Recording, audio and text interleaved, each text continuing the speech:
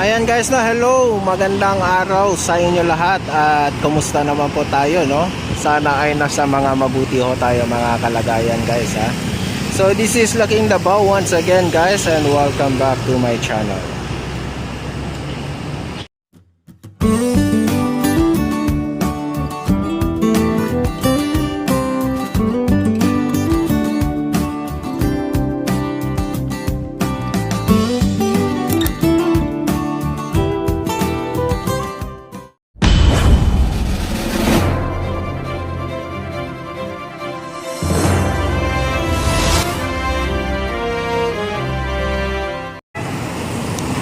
Ayan guys, magandang araw sa inyo lahat at nandito naman tayo sa may MacArthur Highway guys, no?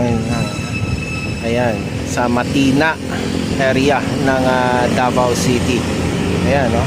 So that is the MAA Road and then the SNR. Ayan.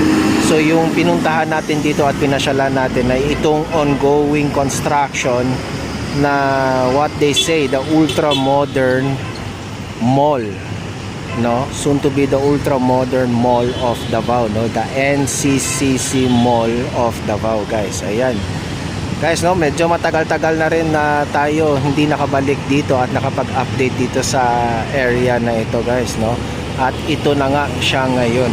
Ayan guys, no, kung naalala nyo yung huli nating vlog dito ay nasa mga gawing bandang third level sila, no. Ngayon, actually, nung November 29, nagkaroon na sila dito na nag-top off na tong NCCC Mall of Davao. Ayan, ngayon lang tayo ulit nakapasyal, 2024. Ayan, no, so makikita rin natin ngayon dito guys. Andyan na rin, no, naka-prepare na yung isa sa mga amenities nila na meron nitong chapel on the roof deck guys, no, kung saan meron tong sky garden, mga ibang retails and sa dyan sa taas, no, and parang something greeneries dyan ay ilalagay sa taas guys. Ayan, no, so this will be a very quick update about this mall only guys, no. So itong mall na ito, yun nga sabi ko, meron ditong this is a 4-level mall, no, and ang design nito guys is hango sa eagle, no, kinuha nila, inspired by the Philippine eagle. Ayan, no? So ayan siya guys, ngayon, no, nagkaroon na rin talaga siya ng forma niya. Ayan, so ito patuloy pa rin, full swing pa rin sila dahil ang target of completion ng itong mall na ito will be this year, no, on the last quarter of this year. December 2024 ang kanilang actually target, no, so that will be a holiday season already, so magandang start para sa kanila yan. Ayan guys, no,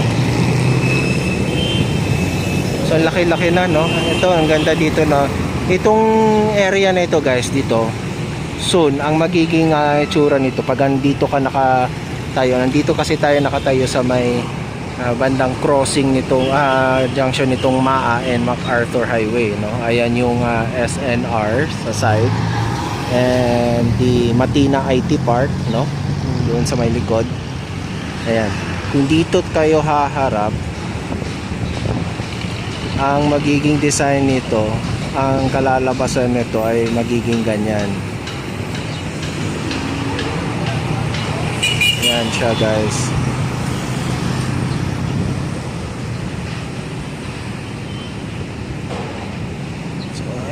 And it looks talaga guys, no, di hamak na mas malaki talaga ito compare doon sa before, no, na yung dating NCCC Mall na tayo dito, no. Ayan, mas malapad, parang mas yun nga, no, lumaki siya. And I think yung before kasi na NCCC Mall is only 3 levels, no. Ito ngayon nagdagdag sila, no, may 4th level sila, and then with roof deck pa, no, meron pa silang sky garden, meron pa silang no, ayan, marami ring amenities. Yan yung mga amenities nila guys, no. Ayan, no, that will be the perspective design inside of this mall.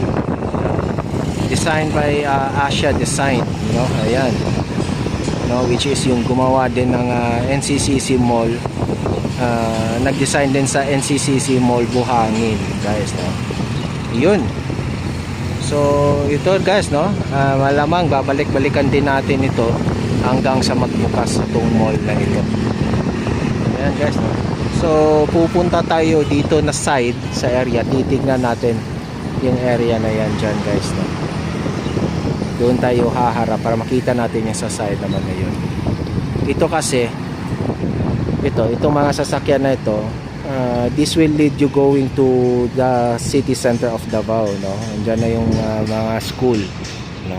Kikita na dito yung Mapua School of Davao, and then just right across there, no, konti lang, abante lang ng konti is the Ateneo de Davao naman, no? Ayan. And then sa unahan naman is the University of Mindanao naman.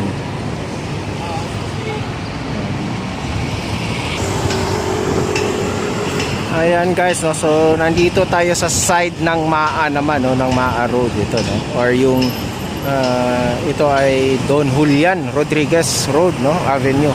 Ayan. So ito na siya guys, no.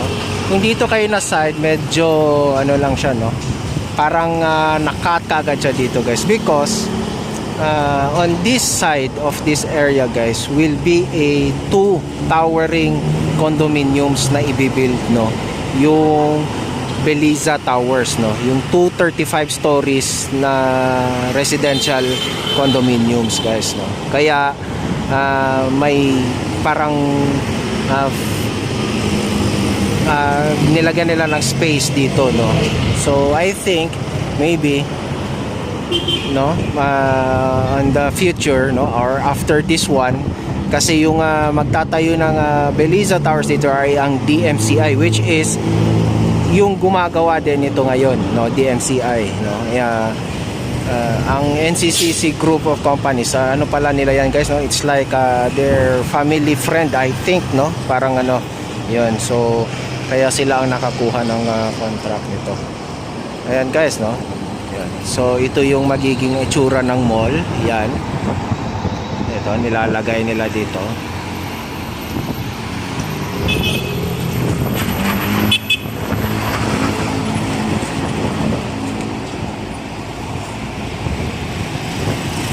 Ito naman yung sa may bandang taas. Ayan, oh, ayan, yan yung chapel. Ayan. Ayan guys, no, lalagay ako ng mga clips dyan. Ayan, yan yung magiging ano niya guys, no? So yun, no, medyo ano na nga ang kanilang tinatrabaho guys, no, malaki na. At ayan, parang next time around that we will vlog in this area, baka covered na to, no, na covered na.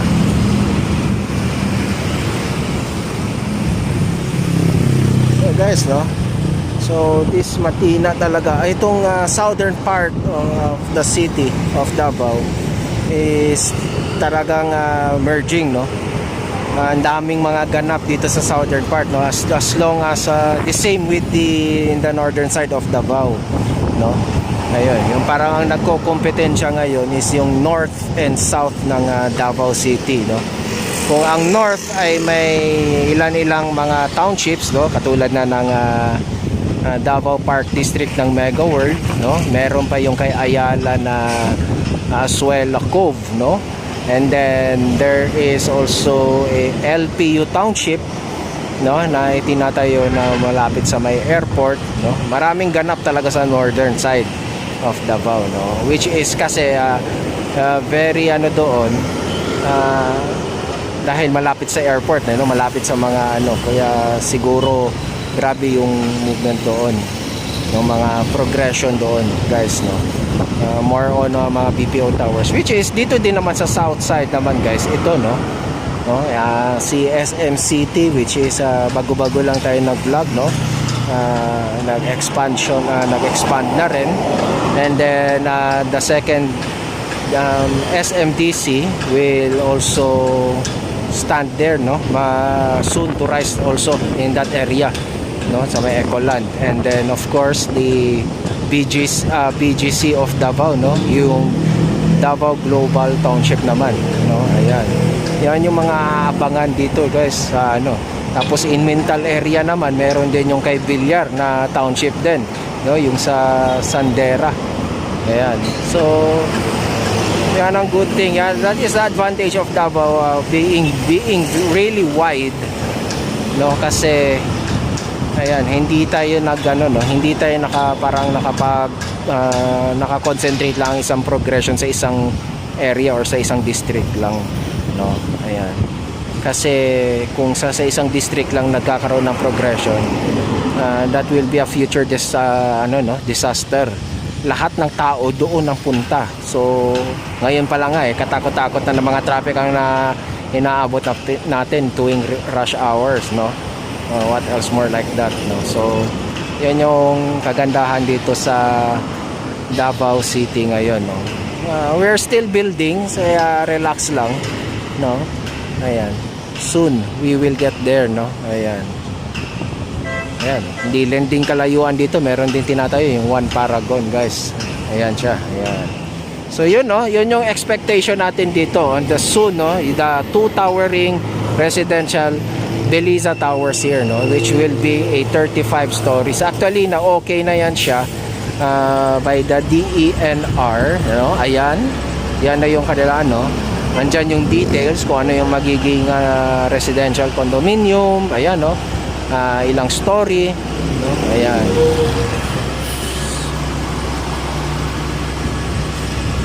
okay. So dito tayo sa side mismo ng SNR Davao. So ayun guys, no. So that's it, no. Ayan. So thank you so much guys, no. Please like and share this video, and sa mga hindi pa nakapag-subscribe dyan sa akin guys, please do so. Subscribe na po kayo. Hit nyo na rin yung notification bell para naman ma-notify kayo sa tuwing mag-upload ako ng video tungkol sa mga development na nangyayari dito in Metro Davao guys. Ayan. So guys, sa akin paalala sa inyo, wag kayo mag-iingat kayo lagi, no, sa inyong mga pang-araw-araw na mga ginagawa guys, ha. Wag kayo masyadong maging kaskasero sa mga nagmamaneho dyan, no. Relax driving lang, no, yung cool driving lang. Ayan, ingat-ingat para maiwasan natin yung mga disgrasya dyan. Ayan guys, no. So again guys, this is Laking Davao updating you about this NCCC ongoing construction of the NCCC Mall of Davao, no, the ultra modern Mall of Davao. Yan siya pagtatabasan niya. Ayan siya guys.